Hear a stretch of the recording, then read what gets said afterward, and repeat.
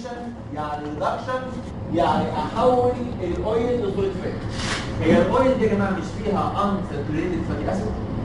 قال لك لو مشيت كده تيار هواء سخن يحتوي على هيدروجين في وجود كاتاليست زي الزنك مثلا، اي unsaturated fatty acid هياخد 2 هيدروجين ويكسر الدبل بوند ويتحول ساتوريتد. ولما حولت الانساتوريتد فاتي اسيد الى ساتوريتد الاويل بتاعي هيبقى فات، وده اسميه هاردنج. ودي طريقه عمل السمنه الصناعي. ازاي السمنه الصناعي اعملها؟ هجيب اي زيت نباتي اويل يحتوي على انساتوريتد فاتي اسيد، هتمشي عليه تيار هواء سخن فيه هيدروجين في وجود كاتاليست زي الزنك. الاويل في انساتوريتد فاتي اسيد بيتحول الى ساتوريتد، وبالتالي الاويل يبقى فات. ده اسميه هاردنج، هدرجه الزيوت. يبقى هاردنج او هيدروجينيشن او ريدكشن هي نفس الكلام بالظبط، يعني conversion of oil into solid fat. ازاي؟ عن طريق تحويل الانساتوريتد فاتي اسيد الى الكورسبوندينج ساتوريتد فاتي اسيد. اوكي؟ ودي اول واحده اسمها هاردنج، اول بروبرتي. الثانيه اهم منها واسمها ايودين نمبر او الرقم الايوديني للزيت او الفات. يعني ايه ايودين نمبر؟ قال لك هي نمبر اوف جرامز اوف ايودين absorbed by 100 gram oil or fat. Number of grams of iodine absorbed by 100 gram oil or fat. الديفينيشن دي في الامتحان. يعني ايه؟ يعني عندي اويل او عندي فات هضيف له ايودين، واشوف الاويل ده او الفات ده هيابزورب بكميه ايودين قد ايه؟ يا دكاتره كل ما يكون الفات او الاويل في انساتوريتد فاتي اسيد هيابزورب ايودين اكتر ولا اقل؟ هيابزورب ايودين اكتر. وبالتالي بستخدم الايودين نمبر ده as an index for saturation، مؤشر على التشبع. كل ما يكون الاويل في unsaturated fatty acid اكتر الايودين نمبر هيبقى اعلى. وبالتالي لو عندي اويل وعندي فات مين هيكون ليه ايودين نمبر اعلى؟ اويل ولا فات؟ اويل، لان الاويل فيها unsaturated fatty acid اكتر، وبالتالي الايودين نمبر يبقى اعلى. الكلام ده مهم قوي. نقوله تاني، الديفينيشن ايه؟ number of grams of iodine absorbed by 100 gram fat oil. عندي 100 جرام فات او 100 جرام اويل، هشوف الايودين اللي هعمل له ابزوربشن قد ايه.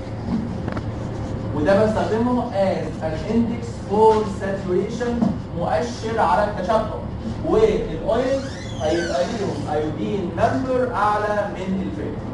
وده سميته مع بعض يا جماعه ايودين نمبر. Number 3 hydrolysis of tape. تكسير التاج.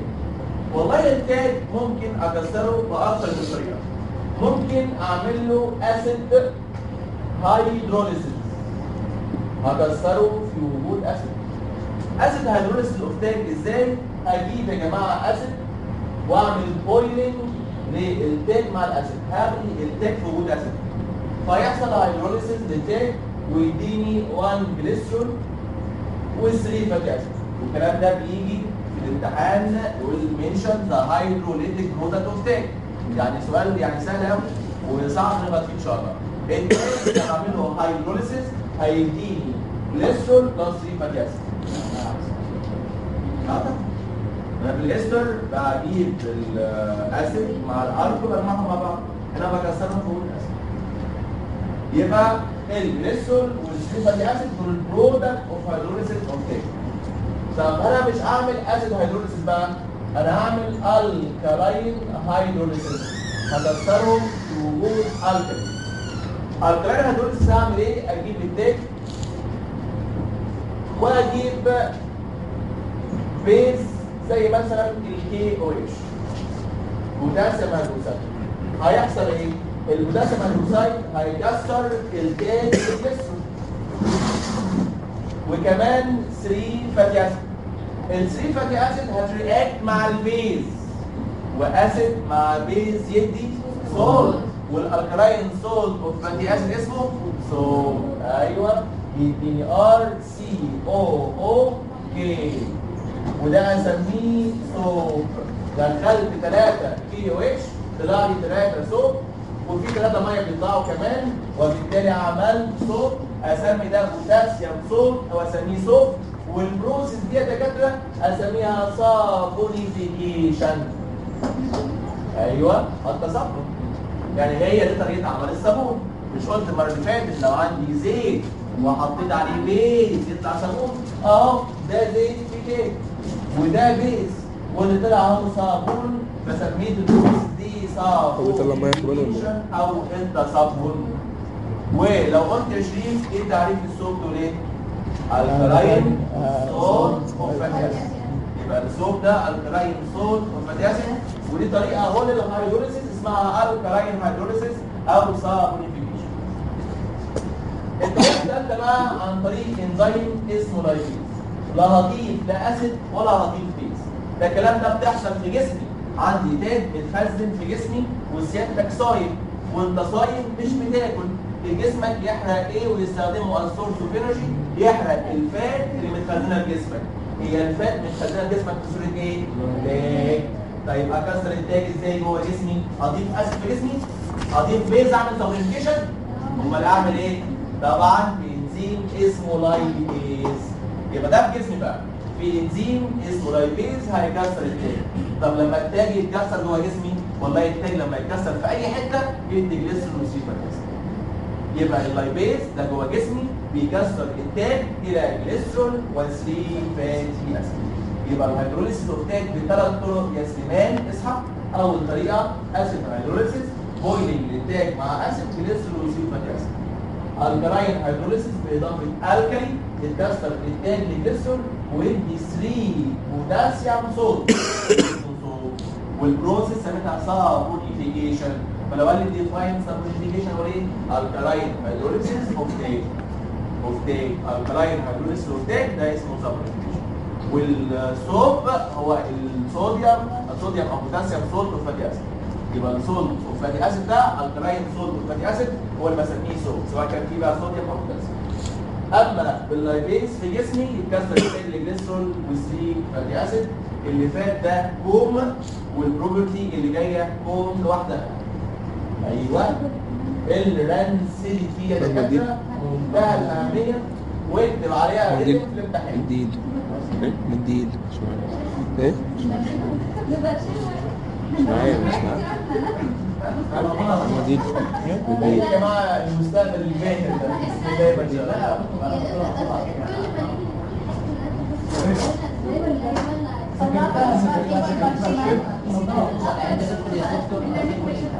شاء طيب اوعدكم يا جماعه في اخر المنهج ان شاء الله انا هشيل لكم انا مذكره كده حاجه صغيره اوفر عليكم يعني بدل ما تاكلوا نفسكم كده.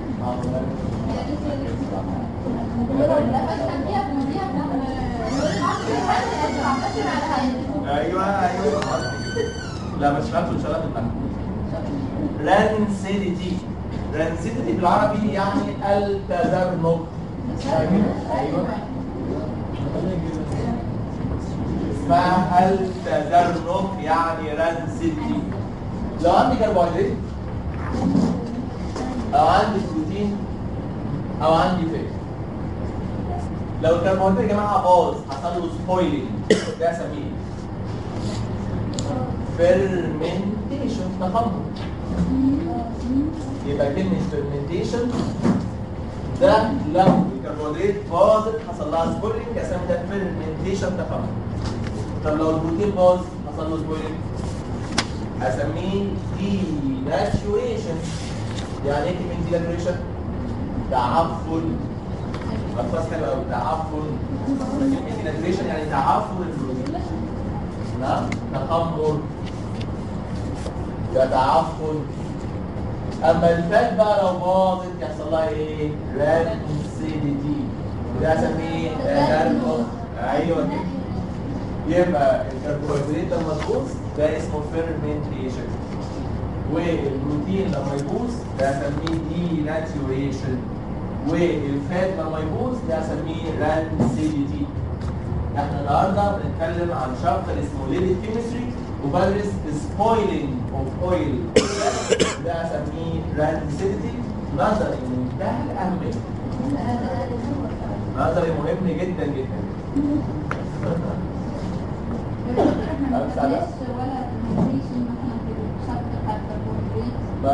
ما جايه من علينا فما قلناش، لكن اوعدك في البروتين ناخد نيوتريشن ان شاء الله. اوعدك. انا اقصد يعني اسمها كبير اللي بتطلعهم لا كلهم هيحصلوا لهم، بس احنا انتبهنا بالرنسيدي اكتر. الفرمنتيشن اوريدي ليها يعني بعض الابلكيشن بستخدمها. يعني انتوا عارفين طريقه عمل العيش؟ لازم بيجيبوا خميره يحطوها مع العجينه، الخميره دي تخمر العجينه ويطلع جاهز. انتوا عارفين ليه الرغيف بيطلع اصلا عشان بيطلع جاهز كام فليها ابلكيشنز مهمه يعني مش سبويلنج قوي مش هنستخدمها. لكن الرانسيديتي لو باظ الزيت ممكن يعمل مشاكل واورام وسرطانات وكانسر، فعشان كده ايه بنكتشف يعني ايه رانسيديتي؟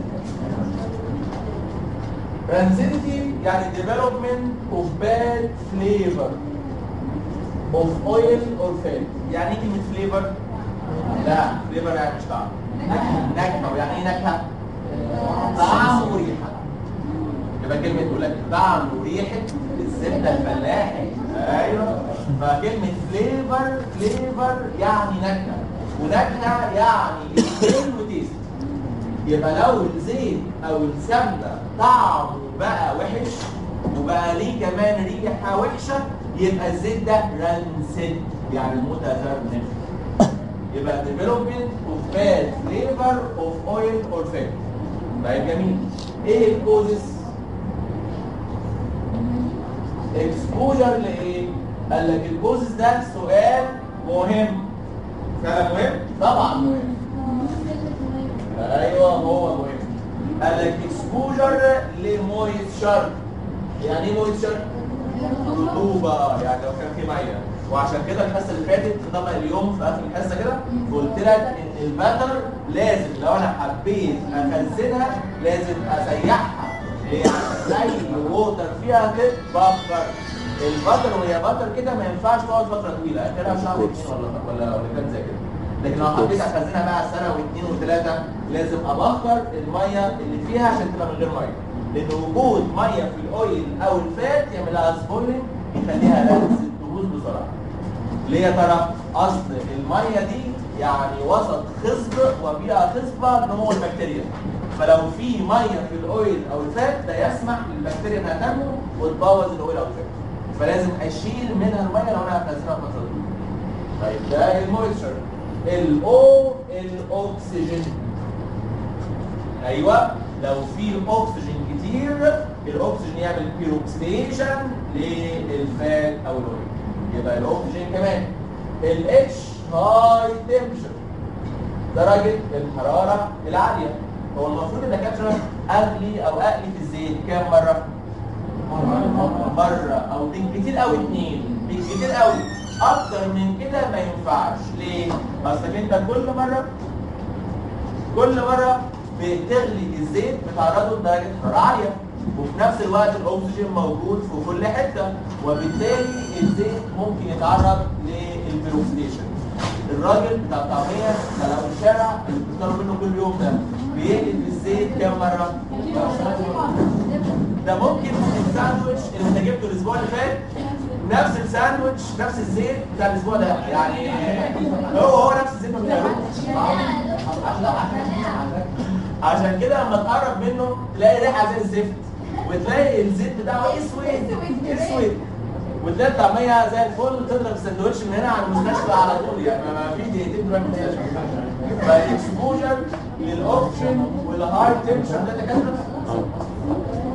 الاكسبوجر للاوكسجين والهاي تمبشر يخلوا الزيت او الاويل رانسيد. الام بقى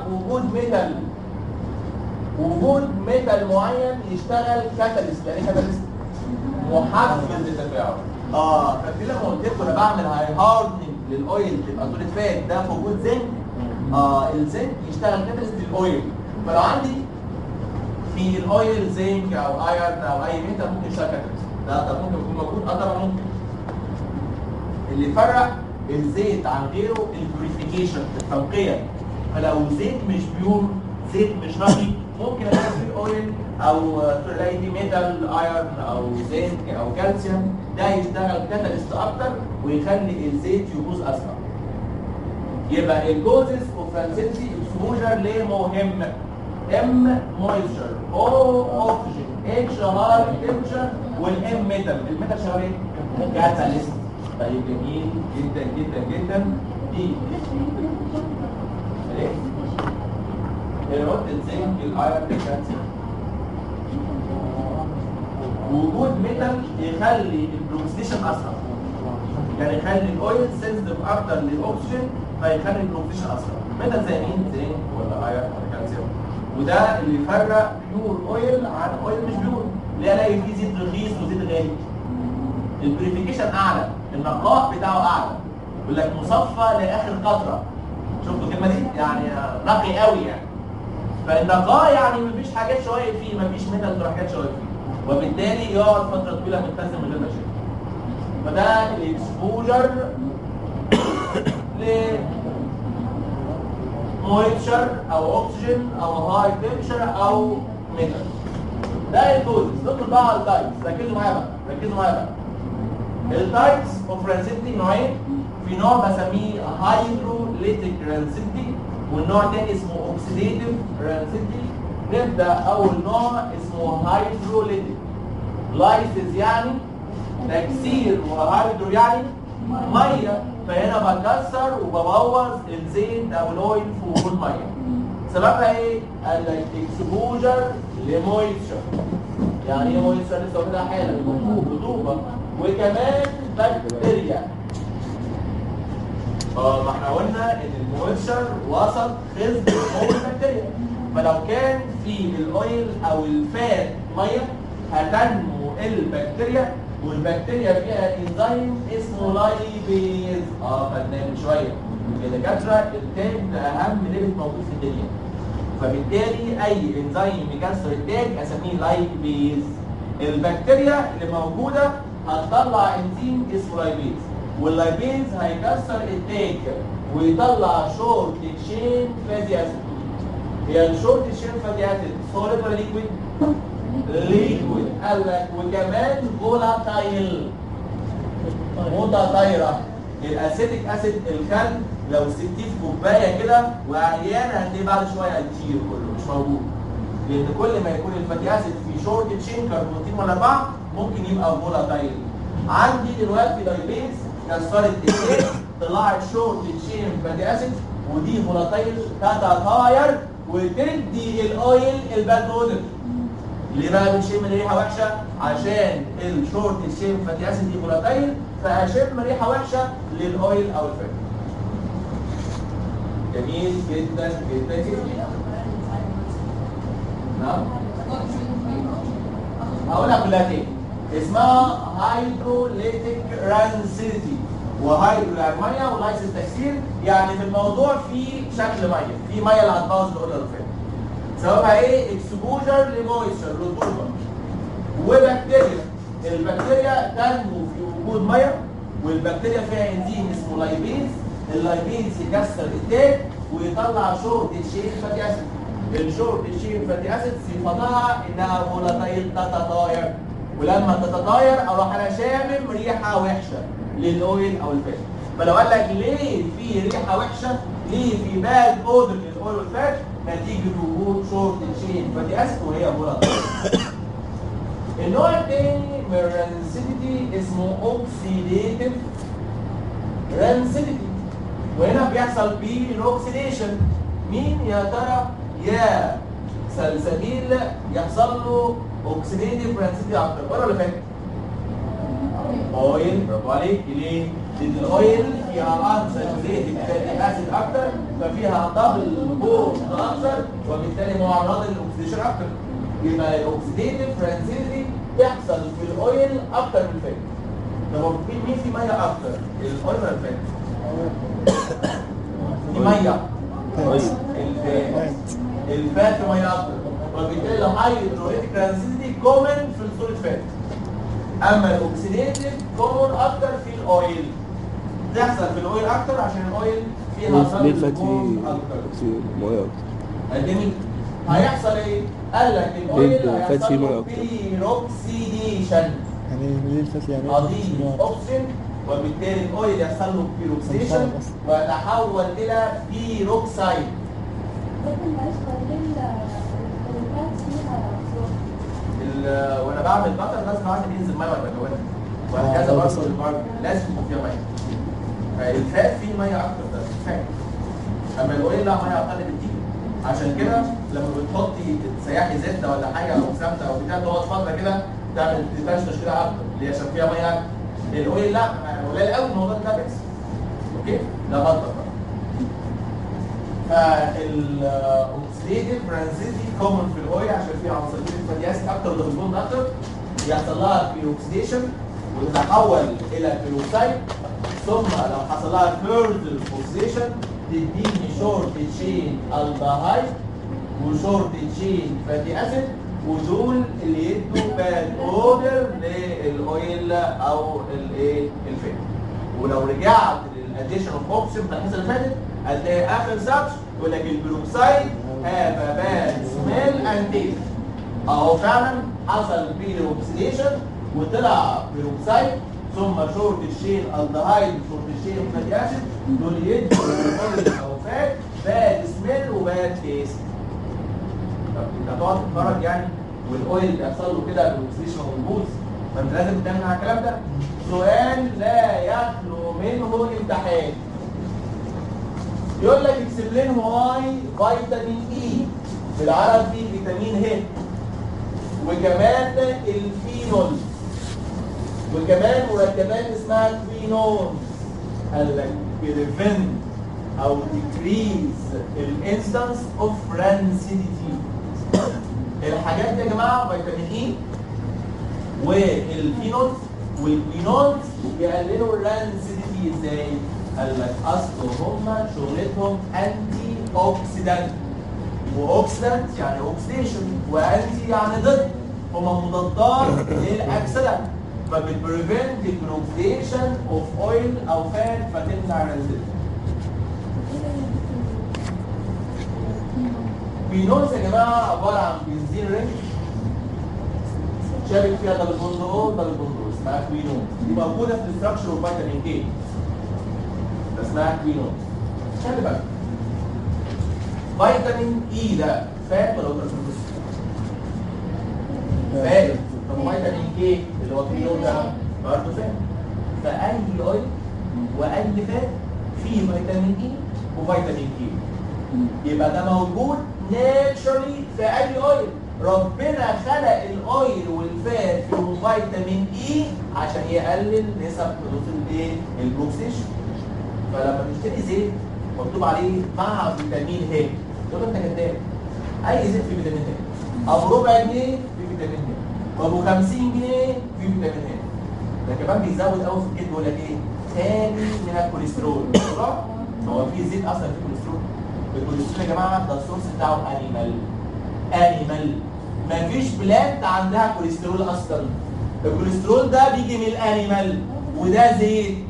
طبعا بيضحك عليك. بيضحك عليك. كل ده كلام كوميرشال، كلام اعلانات.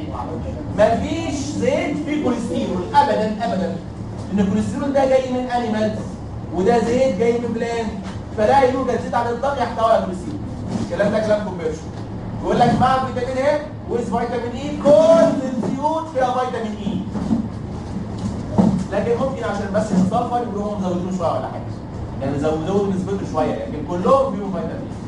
لكن مفيش ولا زيت يحتوي على الكوليسترول، ده كلام اصلا كلام غلط. السؤال ده بيجي كل سنه. يبقى انا قلت ايه بقى؟ الموضوع اسمه ايه؟ رانسيديتي. الديفينيشن ديفلوبمنت اوف باد فليفر اوف اويل اور فات. وفليفر يعني ايه؟ يعني تيست وسميل.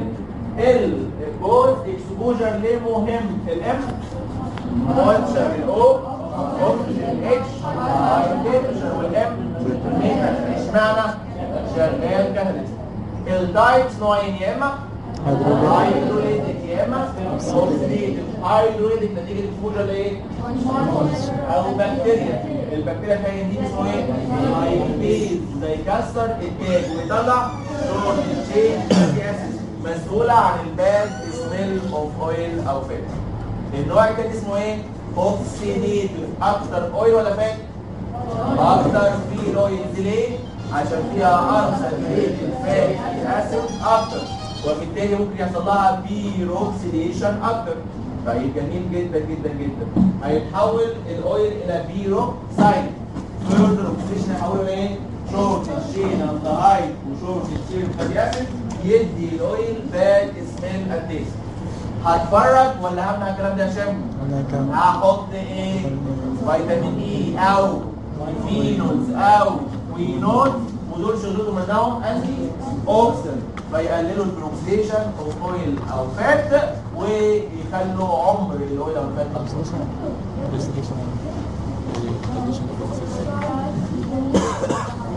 لا بيطلع واحد.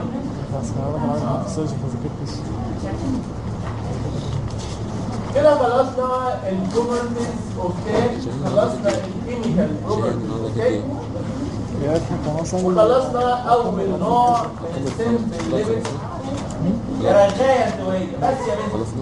ايه ده؟ لا ما اعرفش يعني كده. انا اصلا ممكن اطلع الكليه عشان ما اقدرش الصبح. ندخل لتاني سيمبل ليبيد اللي اسمه واكسس. الشموع.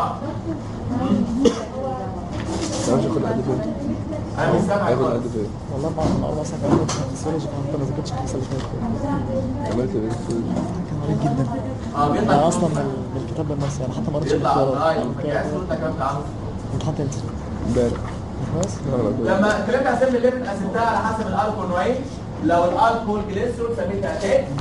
لو الالكول لونج تشين الكول مور ذان 30 كاربون سميتها ايه؟ واكسس الشموع. لو اعرف يا جماعه الواكسس هي استر، ما هي سيمبل ليبيد وبالتالي هي استر. هي استر اوف لونج تشين فاتي اسيد وذ لونج تشين الكول. الاثنين لونج. الفاتي اسيد لونج تشين والالكول لونج تشين، وبالتالي يطلع لي واكس شمع. طيب جميل. طيب الشموع دي يا جماعه مكانها فين؟ الاقيها موجوده فين؟ موجوده في الترانك اوف تريز، في جذع الاشجار. في اشجار بلاقيها بتطلع في المناطق البارده، هلاقي في الترانك بتاعها في شموع، في واكس. ده حتى الاشجار دي بناخد منها الصمغ. اسمها الصمغ العربي او الترانك في بعض التريز. الصمغ والواكس والحاجات دي موجود في بعض انواع الاشجار.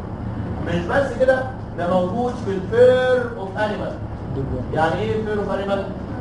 الفرو بتاع بعض الحيوانات. الدب القطبي. الدب القطبي ده عايش وتلج 24 ساعه 7 ايام في الاسبوع 30 يوم في الشهر، على طول تلج.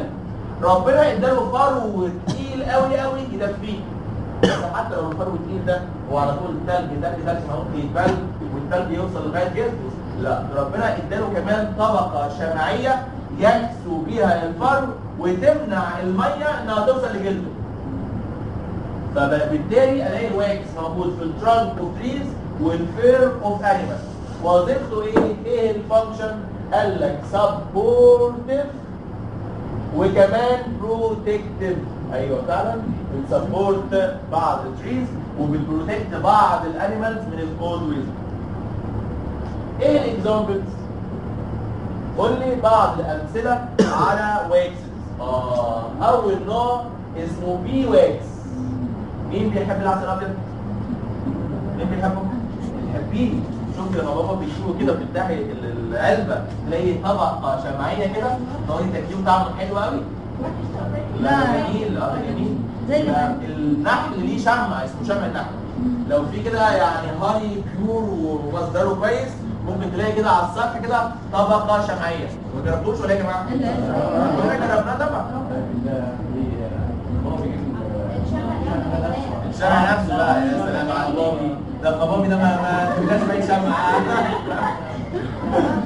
يبقى البي واكس ده عباره عن استرز اوف بالميتيك اسيد، ده 16 كربونه مع الكول اسمه ميريسيل الكول. والميريسيل الكول فيه 30 كربون. يبقى البي واكس ده بس بسميه اسمه تاني ترو واكس شمع حقيقي عباره عن استرز اوف بالميتيك اسيد ده في كام كربون بالميتيك ده؟ 16 مع ميريسيل الكحول اللي فيه 30 كربون وده البي واكس. كمان في لانولين واكس اسمه لانولين ده استرز اوف كوليسترول ديريفاتيف. خلي بالك الكوليسترول ده فيه او اتش ناخد الحصه الجايه ان شاء الله.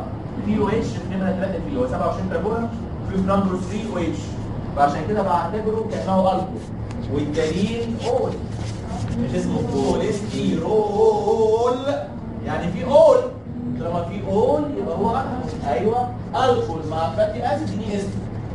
الاستر ده اسمه لانولين ده عباره عن واكس ده يا جماعه بيطلع نورمالي في جسمنا في الشعر. لو خرجت كده من الصبح مثلا ولا حاجه وقعدت لاخر اليوم ورحت الداخليه عملت شويه مظاهرات ورميت المولوتوف على الداخليه وكده فهترجع بقى في اخر اليوم كده لو مشيت ايدك على شعرك هتلاقي كده طبقه دهنيه على شعرك دي عباره عن لانولين. ده معظم كريمات الشعر اللي بتلاقيها جايه من يو اس ويو كي وبتاع هتلاقي فيها لانولين مكتوب. يقول لك لانولين 70% لانولين 100%. بعض الكوزموتيك بريباريشنز بتستخدمها الفيميل لو قريت الانجريدينت هتلاقي لانولين. عارفين جرين الاساس؟ عارفين الحاجات دي؟ حاجات بتتحط كده على البشره عشان تداري الديفوهات لو هي يعني موجوده يعني لكن ان شاء الله مش موجوده ولا حاجه. لو في حاجات دي بتداري الحاجات اللي موجوده في البشره. فلو قريت الانجريدينت هتلاقي لانولين. اوكي. طيب دي حاجه. كمان يقول لك فيتامين اي استرز. فيتامين اي اسمه ريتينول يعني الكحول فمع فاتي اسيد يدي شمع فاساس ده فيتامين اي استر. هو فيتامين اي جبناه من ماده من شويه كده اسمها ايه؟ ايه الماده اللي بتديني فيتامين ايه؟ كاروتينويدز. الكاروتينويدز موجود في الكاروت يديني فيتامين اي وفيتامين اي عرفت اسمه دلوقتي ريتينول. ولو شبك في فاتي اسيد يدي استر اسميها فيتامين اي. فيتامين ايه بيجي منين؟ طب فيتامين دي كمان كالسيفيرول ده الكحول هو التاني ده. فالكالسيفيرول استرز عباره عن واكس. يبقى دي اكزامبلز الواكس على فكره بتيجي في الامتحان انيوميريت 2 اكزامبلز 3 اكزامبلز زي ما يطلب للواكسز. قول له بي واكس ده بالميتيك اسيد مع ميريسيل الكحول. وكمان اللانولين ده استرز كوليسترول ديريفاتيف. خلي بالك يقول لك استرز كوليسترول لا هو استر كوليسترول ديريفاتيف يعني ماده مشتقه من الكوليسترول هي اللي عايزه تفهم فاتي اسيد. وفيتامين اي استر وفيتامين دي استر دي كلها اكزامبلز على واكسز. وبنهايه الواكسز خلصنا السيمبل ليبيد. ندخل بقى على النوع الثاني والاكثر اهميه وهو الكونجوجيتد. فيتامين دي يجي من الشمس وكمان باكله موجود كمان في مش عارف ممبرين مش عارفين ممبرين ليبر بايلير ولا ايه بتاعت الافينيتي بتاعت سي هم كم مره؟ في الامتحان بتاعنا لا والله هو ده اللي هي بتاعت رسم البروتين كونجوجيتد ينفع اسميها كومباوند ليبيد؟ ينفع؟ طب ينفع اسميها كومبلكس ليبيد؟ يبقى اسمها كومباوند سمعت او كومبلكس. طب هي عباره عن ايه؟ قال لك عباره عن سيمبل ليبيد بس كونجوجيتد مع انذر جروب. لو جروب فوسفيت فوسفوليبيد، لو جروب كربوهيدرات لايبوليبيد، لو جروب بروتين افرحي يا ياسمين ما عندناش البروتيوليبيد الحمد لله. عندنا بس الفوسفوليبيد والجلايكوليبيد. فلو هي كونجوجيتد مع فوسفيت اسمي الجروب فوسفوليبيد. لو كونجوجيتد مع كربوهيدرات اسميها جلايكوليبيد. بس دول اللي عليه البروتيوليبيد مش عليه. الفوسفوليبيد عباره عن سيمبل ليبيد كونجوجيتد مع فوسفيت. قال لك اقسمها على حسب نوع الالكول. احنا قسمنا السيمبل ليبيد على حسب نوع الالكول. لو الالكول جليسرول سميناها تاج ولو الالكول لونج تشين الكول سميتها واكسز. انا كمان بقسم الفوسفوليبيد برضو على حسب نوع الالكول. قال لك لو الالكول جليسرول اسميها جليسرو فوسفاتايد. يا ساتر يا رب ايه ده؟ اصل كلمه فوسفاتايد يعني فوسفوليبيد ففوسفوليبيد فيها جليسرول اسميها جليسرو فوسفاتايد او فوسفو جليسرايد، الاثنين صح. يا اما اسميها جليسرو فوسفاتايد يا اسميها فوسفو جليسرايد. لو نطقت جليسرو في الاول يبقى اسمها جليسرو فوسفاتايد، لو نطقت الفوسفيت في الاول يبقى فوسفو جليسرايد، كل واحد. وقال لك لو الالكوهول فيه 18 كربونه واسمه سفنجوزين، سفنجوزين اسميها سفنجومايلين. السفنجوزين ده بسميه سفنجوزين او سفنجول. يبقى لو الالكول جليسرول جليسرو فوسفاتايد او فوسفو جليسرايد، لو الالكول سفنجوزين اسميها سفنجومايلين. نبدا باول كاتب وهو الجليسرو فوسفاتايد. 9. عد معايا.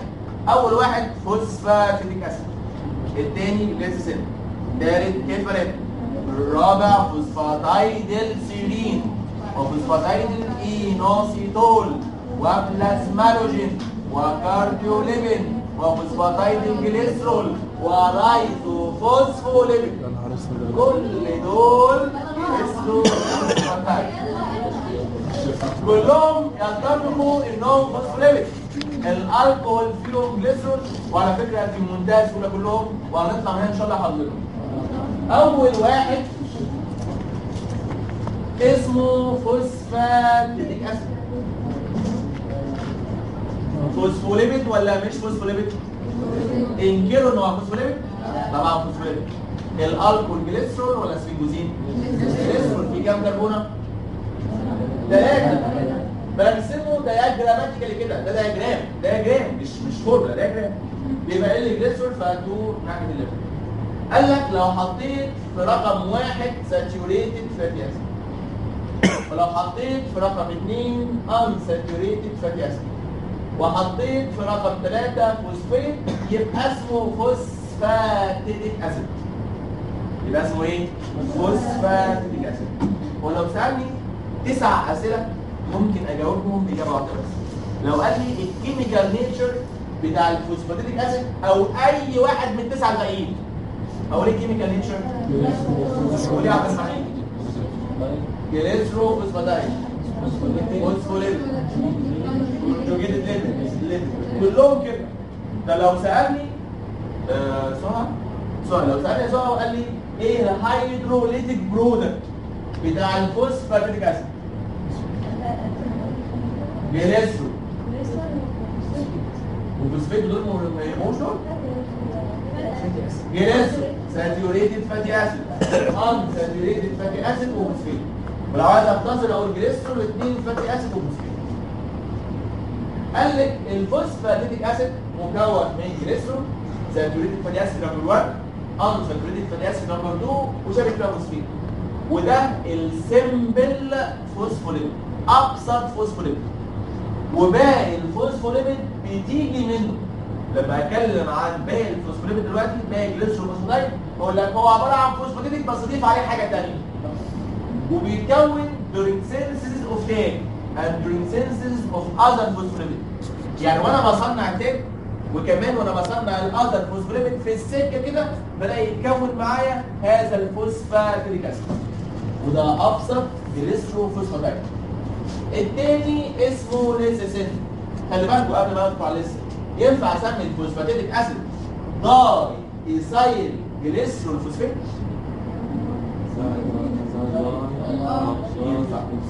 يبقى ده اسمه الثاني.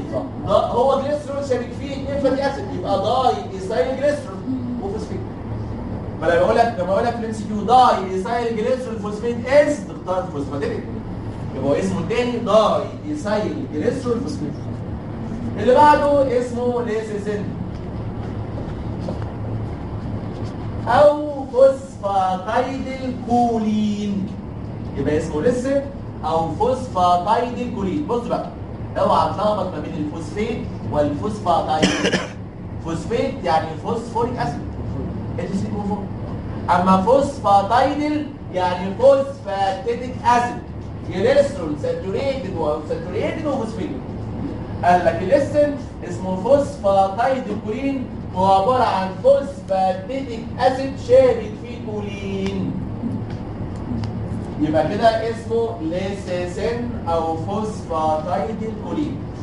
فاطمه chemical nature of lysine. chemical nature يعني شجرة العيلة. جليسروفوسفاتايد. لا فوسفوليبيد ده صح مظبوط. كمل. كونجوجيتد ليبيد. يبقى جليسروفوسفاتايد فوسفوليبيد كونجوجيتد ليبيد. دكتور اسمك ايه؟ غدير. قول يا غدير الهيدروليتيك برودكت. بس فوسفيت وكولين ماشي. وجليسرول ساتيوريتد فاتي اسيد وانساتوريتد فاتي اسيد. ابدا دايما بجليسرول. ابدا بالالكول. الالكول جليسرول. واحد ساتيوريتد فاتي اسيد. ونمره اثنين انساتوريتد فاتي اسيد. وفي نمره ثلاثه فوسفيت وكولين. امشي كده عشان ما تنساش. اول الالكول جليسرول. ورقم واحد ساتيوريتد. ورقم اثنين انساتوريتد. وثلاثه فوسفيت وكولين وده اسمه ليسيسين. رقم 3 يا جماعه اسمه كيفالين. كيفالين او اسمه فوسفاتيد الايثانولامين. ده بتكتبه ازاي؟ قال لك زي الليسيسين بس شيل الكولين حط مكانها ايثانولامين.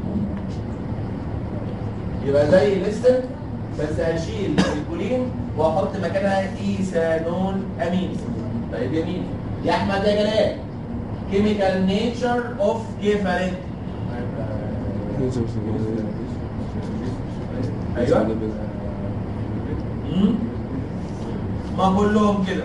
طيب يا وسام قولي لي الهيدروليتيك برودكت اوف كيفالين.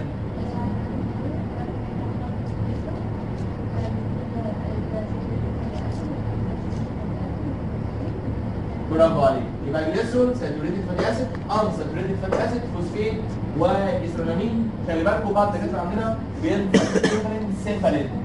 فلما تنطقها كده اتس اوكي يعني لو سمعتها كده اتس اوكي. فاسمها كيفالين او سيفالين. نمبر 4. نمبر 4 قال لك اسمه فوسفاتايدل سيرين. سمعاني يا شيرين؟ اسمه ايه؟ فوسفاتايدل سيرين. ايه السيرين ده امينو اسيد؟ قال لك ده يترسم ازاي؟ قال لك زيه زي الليسين بس شيل الكولين وحط سيرين. صح الكلام ده يا جماعه؟ كيميكال نيتشر يا دكتوره اللي هتنامي مني. اسمك ايه؟ هاجر. حوراء. قولي يا حوراء الكيميكال نيتشر. شجره العيله. جليسروفوسفاتايد فوسفوليبيد كونجوجيتد ليبيد وليبيد. قولي يا محمد هيدروليتيك برودكت. فوسفيت. على اسمك يا ميت انت راجل. فوسفيت. ابدا بالالكول. جليسرول. ايوه. 2 فاتي اسيد. ايوه. فوسفيت. ايوه. 3. برافو عليك. يبقى اسمه فوسفاتايدل سيرين. اللي بعده بقى احنا عارفينه بقى وصاحبنا بقى من زمان جدا بقى. اسمه فوسفاتايدل اينوسيتول. ده حتى ليه اسم دلع. اسم الدلع بتاعه ايه؟ لايبوسيتول. خدناه فين؟ ايوه في الشجر الارض. اسمه فوسفاتايدل اينوسيتول او اسمه لايبوسيتول. ده عباره عن ايه؟ زيه زي الليسين بس نشيل الكولين ونحط مين؟ اينوسيتول. كلام متكرر. قول يا مروه كيميكال نيتشر. فوسفاتايد الانستول تمام ولا انستول. بعدين عندك في النوتس. لازم نلعب النوت يعني. الجلاسيفيكاتيد جليسروفوسفاتايد بعدين فوسفوليبيد بعدين كونجوجيتد ليبيد بعدين ليبيد. الدكتور اللي وراها اسمه ايه؟ ايوه حسام عمرو. حسام. حسام. قول يا حسام الهيدروليتيك برودكت. جليسرول برافو. وفاتي اسيد انساتوريتد فاتي اسيد ماشي. وفاتي اسيد وساتوريتد فاتي اسيد ماشي. والانوسيتول وفوسفيت. يبقى جليسرول ساتوريتد وانساتوريتد وفوسفيت واينوسيتول. يبقى جليسرول ساتوريتد فاتي اسيد انساتوريتد فاتي اسيد فوسفيت وانوستيت، وده اسمه لايبوسيتوز. نمبر 6 اسمه بلازمالوجين. خلاص بقى حفظنا اللعبه. قال لك زي الليسن، الليسن كان شابك في الفوسفات كولين اهو، بس هنا بقى مش هغير الكولين، قال لك هغير الساتوريتد فاتي اسيد، هشيل الساتوريتد فاتي اسيد واحط مكانه unsaturated fatty alcohol. عايز طالب مجرم يقول لي الفاتي الكحول يجي ازاي من الفاتي اسيد؟ من بارشل ولا كومبليت؟ كومبليت. ده لو كان فاتي الدهايد يبقى بارشل، لكن فاتي الكحول كومبليت ريدكشن. يبقى اجيب unsaturated فاتي اسيد اعمل له ريدكشن فيبقى unsaturated فاتي الكحول احطه في نمبر 1. يبقى بلازمالوجين زي ليسن بالظبط، لكن في نمبر 1 شابك فيها unsaturated fatty alcohol. جينين chemical nature of plasmalogen.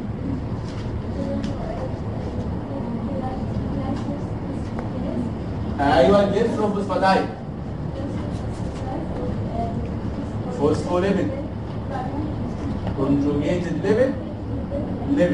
دكتوره اللي وراها اسمك ايه؟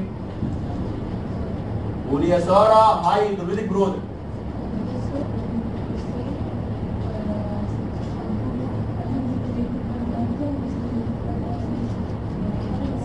ايوه الجليسرول unsaturated fatty alcohol وunsaturated fatty acid وفوسفات وكولين، ده البلازمالوجين. اللي بعدها بقى مهمه جدا جدا جدا، كارديوليبيد. فكروا ده كارديوليبيد. كارديوليبيد ده اسم تاني، اسمها التاني يقول لك ايه؟ داي فوسفاتايدل جليسرول. ده كلمه فوسفاتايدل دي يعني فوسفات ولا يعني ايه؟ يعني لا، يعني فوسفاتيك اسيد، وداي يعني اثنين، فده اهو فوسفاتيك اسيد. جليسرول ساتوريتد فاتي اسيد وانساتوريتد فاتي اسيد وفوسفات. مش ده فوسفاتيك؟ وده كمان اهو فوسفاتيك. جليسرول ساتوريتد فاتي اسيد unsaturated fatty acid وفوسفات. كده بقى عندي داي فوسفاتايد. قال لك اشبك الاثنين مع بعض في جليسرول من بره اهو. جبت جليسرول من بره شبكته مع بعض. بالتالي بقى عندي كارديوليبيد عباره عن داي فوسفاتايد جليسرول. عايز واحد مجرم يقول لي يا هيدروجينيك برودكت. اتفضلي. برافو.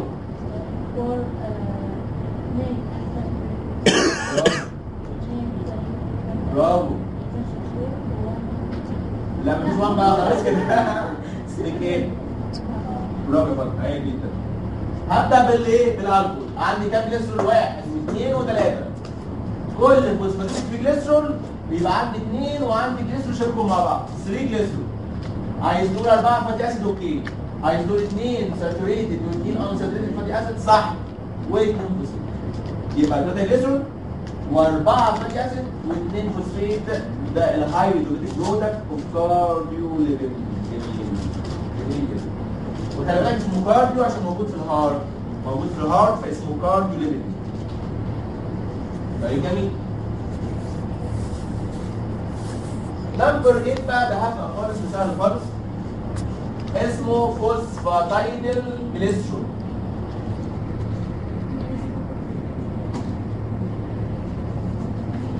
هرسمه ازاي ده؟ قال لك زيه زي الليسن.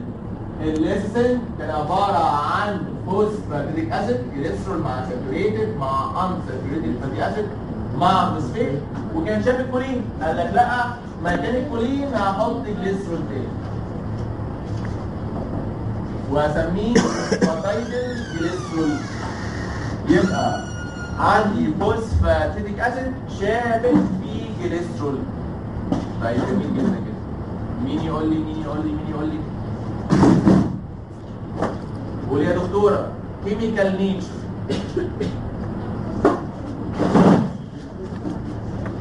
لا كيميكال نيتشر يعني شجره العيله. جليسرو فوسفاتايد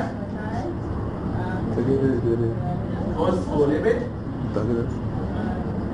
كونجوجيتد ليبيد. جميل جدا جدا جدا. ياسمين قولي. ايوه الاء. قولي يا الاء الهايدروجين جروب. برافو عليكي. تو جليسرو تو فاتي اسيد. برافو. يبقى 2 جليسرو وعندي 2 فاتي اسيد وواحده فوسفيت. مش مرسومه الرسمه دي على فكره ولا مش مرسومه؟ يبقى اسمها فوسفاتايد جليسرول. نمبر 9 وده اخر واحد فيهم لايزو فوسفوليبيد.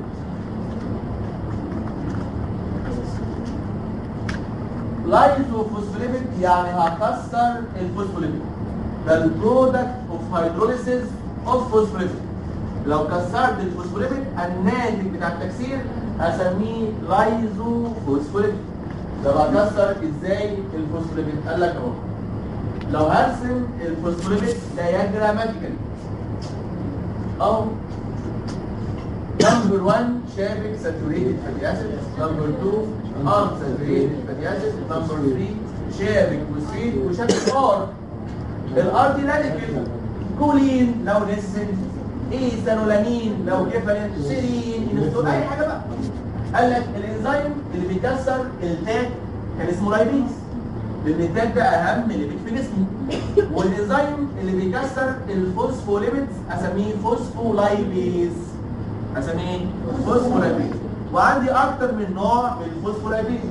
قال لك لو الانزيم بيكسر الفوسفوليبيد هنا في الكربونه نمبر 1 وبيعمل ريليز للفاتي اسيد اللي بشابك في نمبر 1 اسميه فوسفولايبيز اي 1. فوسفولايبيز اي 1 يعمل ريليز للفاتي اسيد من كاربون نمبر 1. طب لو الانزيم بيكسر هنا ويعمل ريليز للفاتي اسيد اللي شابك في نمبر 2 اسميه فوسفولايبيز اي 2. فوسفولايبيز اي 2. طيب لو الانزيم بيكسر هنا ما بين الفوسفيت وثاني الكربون اسميه فوسفولايبيز سي. فوسفولايبيز سي. طب لو بيكسر ما بين الفوسفيت والراديكال اسميه فوسفولايبيز دي. وهذا الانزيم not present in animal tissues. يبقى عندنا A1 و2 و C لكن ما عندناش الفوسفولايبيز دي ده present in plant. ده مين اشهر فوسفولايبيز في جسمي؟ A2. يبقى الفوسفولايبيز A2 هو اللي مور طول في جسمي وبيشيل فاتي اسيد من نمبر 2 في الفوسفوليبيد. فباقي الفوسفوليبيد ما يبقاش اسمه فوسفوليبيد، يبقى اسمه ايه؟ لايزو فوسفوليبيد. يبقى اسمه لايزو فوسفوليبيد. مين فيكم بيخاف من التعبين؟ مش بتخافوا؟ اه طبعا. التعبين دي بتموت صح؟ سؤال بيجي كتير قوي في الامتحانات يقول لك اكسبلين واي سنيك فينم may lead to death. ماشي ممكن نلخصك يا اخي. ايه المشكله يا اخي؟ ليه سم التعبان يموت؟ ليه سم التعبان؟ مش بتخاف ولا مش بتخافي خالص انت؟ ليه بيموت سم التعبان؟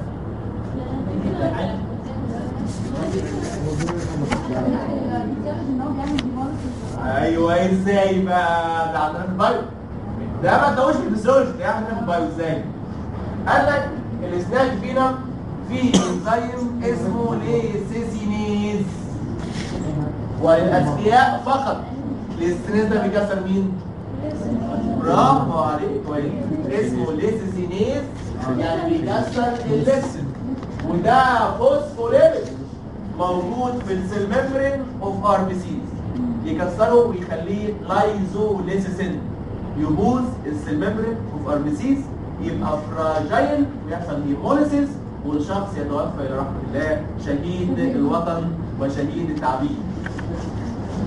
يبقى لو قال لي explain why snake venom may lead to hemolysis او may lead to death اقول because it contains enzyme called lysine يحول الليسن للايزوليسين صح، يحول الفوسفوليبيد لايزوفوسفوليبيد صح، وبالتالي يحصل دامج للفوسفوليبيد اوف ار بي سيز ويؤدي هذا الى هيموليسيس. نقول تاني ايه الجليسروفوسفاتايد؟ البيرم اسمه فوسفاتيك اسيد او اسمه داي ايثايل جليسرول فوسفيت، ومنه اشتق باقي الجليسروفوسفاتايد. ليسن عباره عن فوسفاتيك بلس كورين، كيفالين فوسفاتيك بلس ايثانولامين، فوسفاتايدين سيرين، فوسفاتيك مع سيرين، فوسفاتايدين اينوسيتول اسمه تاني لايبوسيتول، فوسفاتيك مع اينوسيتول. بلازمالوجين ليسن بس في رقم 1 انساتوريتد فاتي الكحول. كارديوليبين فوسفاتايدين جليسرول، وكمان في فوسفاتايدين جليسرول عباره عن فوسفاتيك مع جليسرول، ولايزوفوسفوليبيد ناتج من تكسير الفوسفوليبيد باي فوسفولابيز. هسال سؤال يجاوبه واحد فين معايا. لو قلت لك انيوميريت الفوسفوليبيدز اللي خدناها اللي فيها كولين، ايه الفوسفوليبيدز اللي خدناها فيها كولين لغايه دلوقتي؟ الليسن والبلازمالوجين. يبقى لغايه دلوقتي خدنا مين؟ ناخد واحد بعد شويه. لغايه دلوقتي خدنا الليسن في كولين، وخدنا كمان بلازمالوجين في كولين. هناخد واحد كمان بعد شويه. الثاني بصفحه